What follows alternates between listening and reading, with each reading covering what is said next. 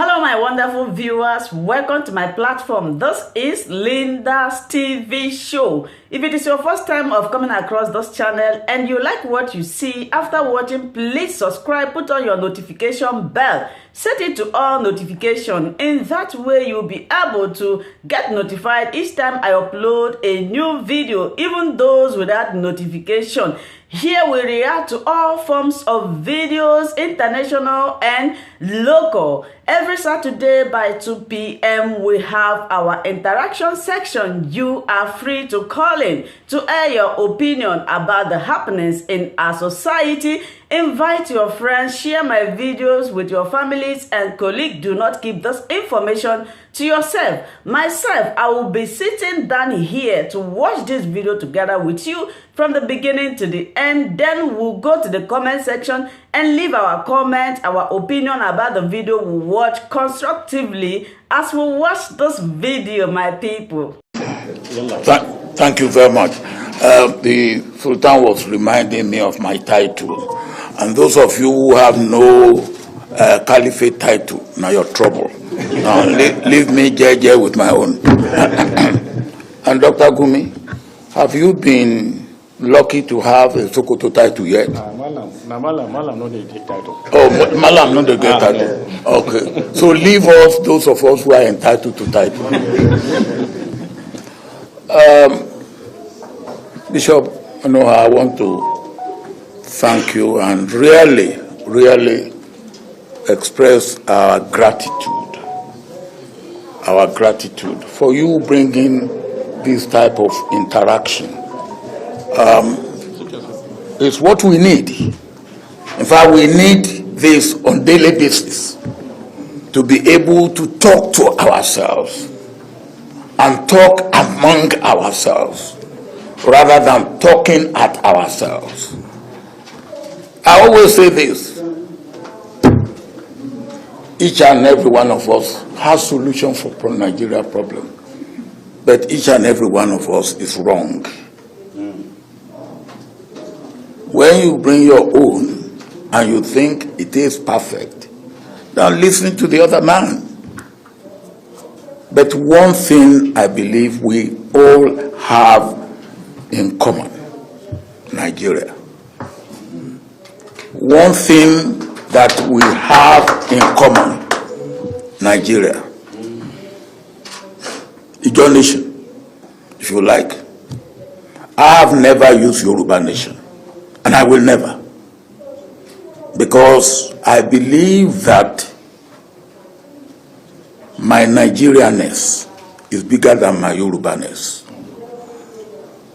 And neither my Yoruba-ness nor my Nigerianness should stand in the way of each other.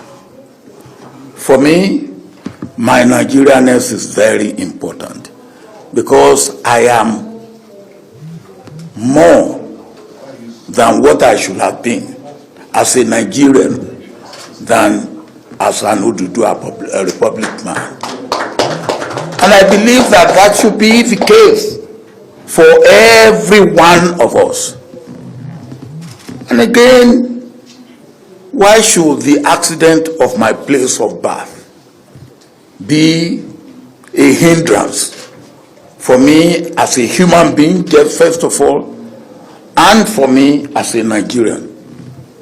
If I have been born in Sokoto, the chances are probably 99 to 1, I will have been a Muslim. If I have been born in Sokoto. If Sultan had been born in Abeokuta, the chances are 99, no, it won't be 99.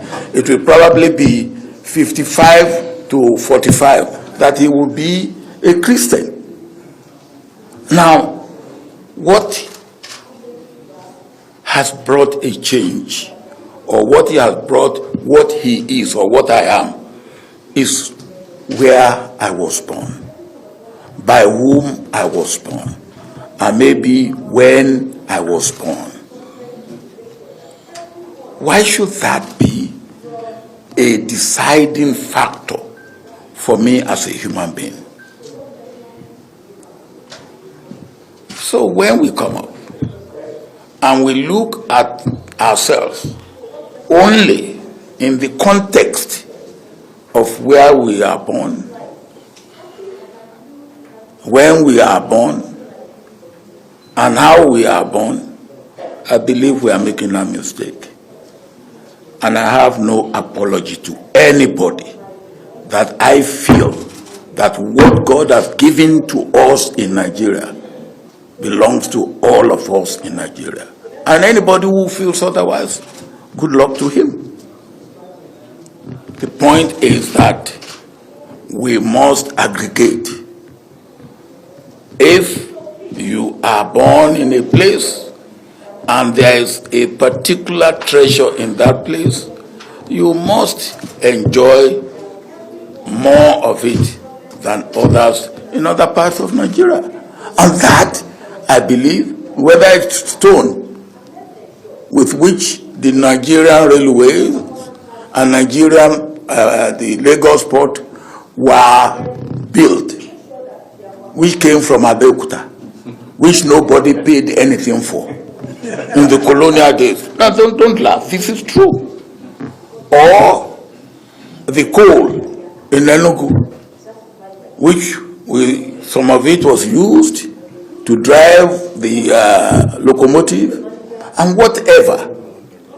The point is that it was all a gift of God to all Nigerians. I want to say that because to me it is very, very important. Humanity and the gift of God. I believe we must understand them and really know how we manage them together. I want to talk more about domestic before I come to the external, which Akim talk about dropping the ball. I will come back to that. In domestic, it has been mentioned, and we all know it, the language with which we talk to ourselves. Somebody there said, oh yes, you know your thing and all that, but this one. Now that is an insult to me, with all due respect. I see that as an insult. And that is not the language of a well-bred, well-brought up person in an African society. One of the things that we respect in African society is age and authority. And with all due respect, I have them both. Age and authority. With all due respect, I have them both. So I don't deserve any disrespect from anybody. Having said that, there are two issues to me that are very, very important. The issue which have to be legislated. They are issues that have to be legislated. Somebody said, well, if we have a state police, what does it matter? Of course it matters a lot from what we have seen and experienced in recent times.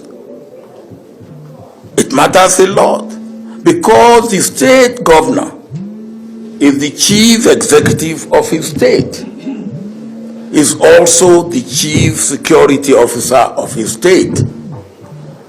But then what instrument does he have to be able to maintain security in the sort of things that we have seen and gone through in recent times?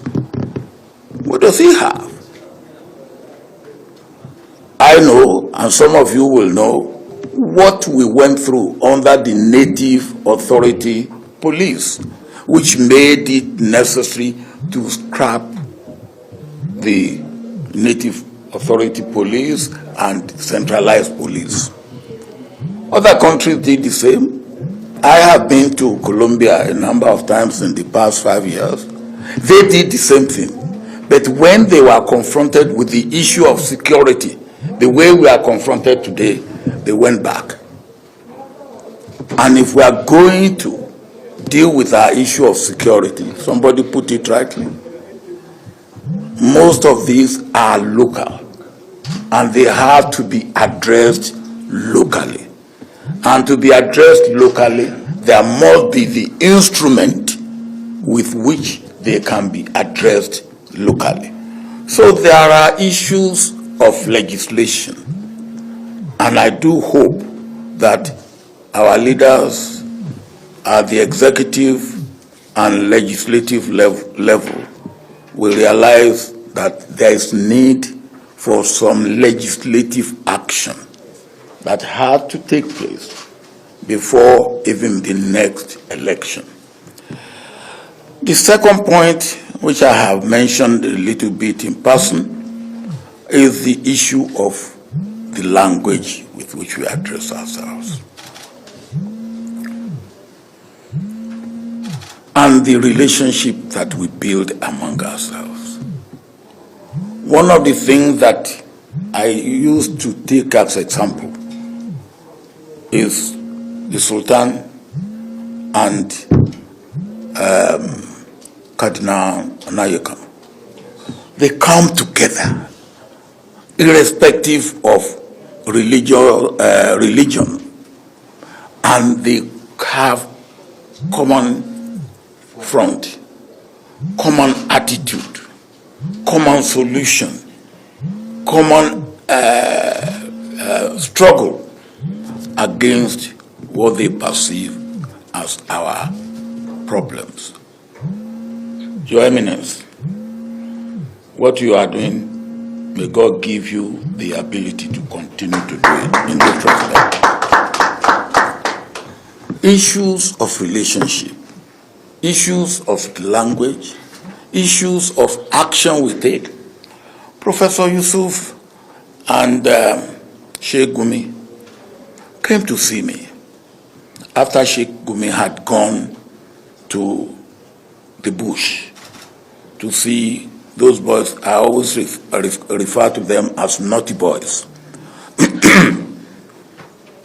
And a number of things were going around before they came to see me. One was that Sheikh Gumi said that the Christian soldiers were the one that were killing their people or something like that. And the second was that he was anointing bandits. So when Sheikh Gumi came, the first question I asked is, did you really say that Christian soldiers were the one killing your people? He said he didn't say that. And in my making effort to receive them, I've called one person who I thought was important. He said, Gumi, I will never talk to him. I said, well, the good thing, if you won't talk to him, I will talk to him. And I talked to him. And I was wiser for talking to him. Much, much wiser for talking to Sheikh Gumi and his team. The first thing that Sheikh Gumi made me to be aware of is that in where those bandits are staying, they have absolute control of it. And in fact, whether it's the military or the police, they don't go to their camp. I wouldn't know that. And until somebody, an eyewitness, tells me that, I will not know. Now, if that is the case, how then do we solve the problem? Because if we don't know, then we cannot find solution. Another thing he said was that, look, those boys of 13, 14, 15, they are soaked in drugs. So they are ruined. What do we have to do? How do we have to rehabilitate them? Or are we going to leave them ruined for the rest of their life? Now, these are things that we should know. And if we know it, then what do we do? People talk of political will. I talk of political action. Political will is not enough. Political will must be matched by political action. I believe that if we are able to deal with what I call the moral content of our relationship and our language through what I will call moral rearmament, then that will be one issue being resolved. And that will involve all of us, but particularly you, the clergy, Christians and Muslims. And if there are people who are also in other religion that they feel that there is some what they can do, African religion. Yeah, then we will. No, I have nothing wrong with that. All right, but this the responsibility of all of us. Another thing that I will plead in this thing is whatever we say here or whatever we say in the corner of our houses should be matched by what we say publicly. Some of us will say something differently, and we come out and say something at home and something different in the public. I believe honesty, integrity demand that we should say it, we should understand it, and say it, and be able to. The point is this: I think we should say this to ourselves. No group in this country, in any part of this country, can dominate the rest of this country without their willingness to be dominated. If we know that, why don't we come together, put our hands together, and really forge ahead in unity, in understanding, and in mutual respect and mutual profit for all of us. Now, the issue of the youth has been mentioned, and somebody said one thing about education, about empowerment, and about skill for youth and employment. If over 14 million Nigerian children that should be in school are not in school, that should be the starting point, because those are the recruits for Boko Haram of 10 years from now, 15 years from now. On 2 occasions when I had the opportunity, I launched UPE in Sokoto. I launched UBE in Sokoto. Although both of them were not continued, but Sokoto was the better for it. And I was surprised the other day when the Sultan was telling me what has been achieved in Sokoto as far as education is concerned. But there's still a lot to be done, and there's continuity to be maintained. That is the immediate future of the youth. And if we don't do it, we are postponing the evil day. And the evil day will be even worse, because what we have had, those who will come tomorrow, they have seen what Boko Haram had been, what banditry had been, and they are going to improve on it. I always say to my children, I pity you. By that time, I pray that I will have gone. Not that I really pray that I will be gone. But I will be failing in my duty if today I do not shout and scream about this. Because it will come. There's nothing we can do about it except to start addressing the issue today.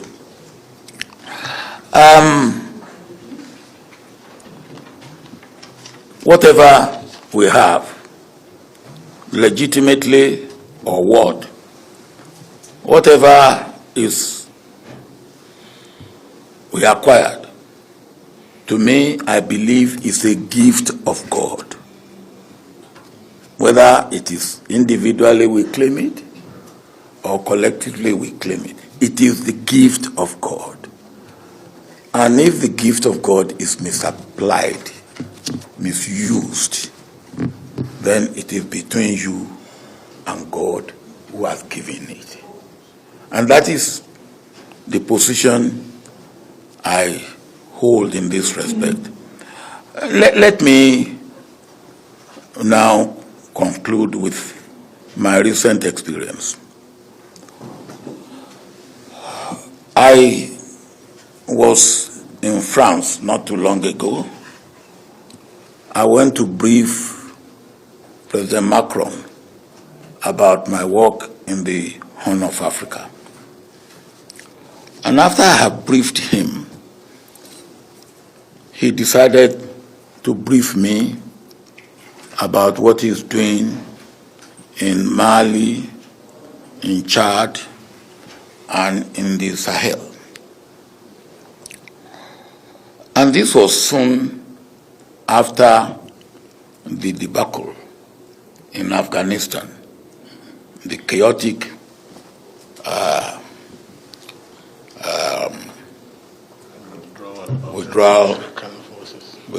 withdrawal from Afghanistan. I must mention this. I was in Afghanistan 3 weeks before the withdrawal and the breakup, the collapse of Afghanistan. And President Ghani, who was kind enough even to have a banquet for me on that occasion, did not know that it would happen so fast and so quickly. It did. So President Macron was saying to me, look, I have solution for the problem of Mali and problem of Chad and the Sahel. I said, Mr. President, what is the solution? He said, I will train their soldiers. I will equip them strong enough to maintain security. Then I will withdraw. And I said, Mr. President, within 5 years you will go back. You say, why? I said, because you are relying on stick to solve the problem of Mali and Chad, whereas you need carrot and stick. And I have always said that about us here. The problem of Boko Haram will not go if all we are using is stick. We may suppress it, we may keep it down a bit, but it will not go. We have to bring carrot and stick together. So when I said this to President Macron, and I give my own country example, he said, oh, you are right, we have to rethink. So even France is now rethinking its policy in Mali, in Chad, and in the Sahel. If that can happen to a country like Mali, like France, then it needs to happen to us in Nigeria, that we should rethink how we resolve these problems. They were not there yesterday. And when in 2011, I went to Maiduguri, and I was put in contact with Boko Haram leadership. And I asked the man who was intermediating, what do you think is the foreign involvement with Boko Haram? And he said, maybe 10–15%. I said, how do you come to that? And he said, well, we know them, we know what they bring in, and the people, not much. And that time, it will have been easy to deal with the issue of Boko Haram. Today, the foreign involvement is more than 50%. So it has grown beyond what we can say we deal with quickly. But then, there's still room for dealing with it. But somebody said, yes, we do not need the president, the governors, and the legislatures. We can assemble. Yes, we can assemble. We have assembled here. But there is the aspect of legislation that I have mentioned. We cannot legislate. We can assemble, we can meet, we can recommend, we can appeal, but we cannot legislate. And that is why we must go to them, we must carry them along, and the senator will say, you tried. And he cannot do it alone. And it is also our responsibility to do what we need to do, to involve and to carry those who have responsibility to do what they need to do in the best interest of our country and our nation. Now I come and I end up drop the ball. Almost anywhere I go, people will say, well, Nigeria is not at the table. And that is the truth. Oh yes, Nigeria is not at the table. About a week ago, I was coming from Gambia, where I've gone to observe the election on behalf of the Commonwealth. And when I got to Togo, Lomé, the president of Togo was waiting for me, and he took me to his house, where I met the former president of Niger, President Issoufou. And they sat me down and said this and that and this and that. Some of the questions they asked me, I cannot answer, because it borders on what they expect Nigeria to do, which they found Nigeria not doing. And how do I answer that? What do I say? So at the end I said, I hear you. And when I get home, I will see what can be done. But when I get home, I won't see anything. That's the truth. Because the truth is this: President Buhari has done his best. That is what he can do. If you expect anything more than what he has done and what he's doing, you are kicking a dead horse. And there's no need. So, if they pass all this into me and say this, what do I say? I say what I think I should say. I understand the point you are making. when I get home. Then they will not let me go. But then, where do we go from here? We cannot fold our hands. I believe, and that is part of what we are doing here, and what I believe we must continue to do. How do we prepare for post-Buhari era? Buhari has done his best.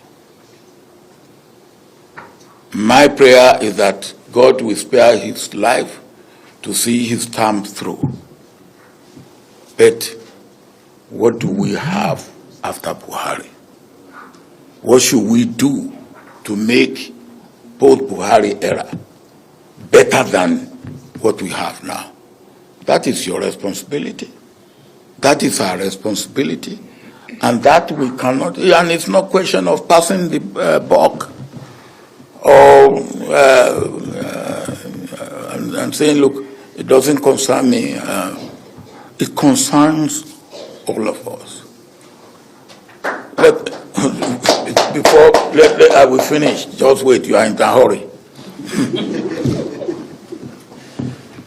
I was talking to some people this morning before I left Lagos. I was leaving my hotel and a lady came and said, "Sir, I want to take you down." I said, "Down where?" I've never met her before. I said, "He said, down where we have some youth." I said, "Youth?" He said, "Yes, USA ID is giving us money to train some youth in youth empowerment, youth employment, and youth entrepreneurial and entrepreneurship and all that." I said, "Okay, let's go." So we went under at the ground floor of Marriott Hotel where I stayed. And they were there. I said to them, "Look, whatever you are here for, we should thank USAID for making this possible for you. But if you don't take advantage of the opportunity you have, your future may be in jeopardy." But let me tell you, you will go through history. You will look at those who gave us independence, the generation before my own generation.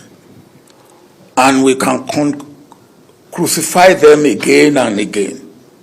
But what we cannot change is that they gave us independence. We cannot change that. I say what you will look, when you look at my own generation, which is the generation following the generation of those who gave us independence, you can crucify all of us and take all of us one by one, and including those who are already dead, dig them up and nail them to the wall. I said, but one thing you cannot change is what that generation had done. It fought for the unity of Nigeria, and it laid the foundation of democracy.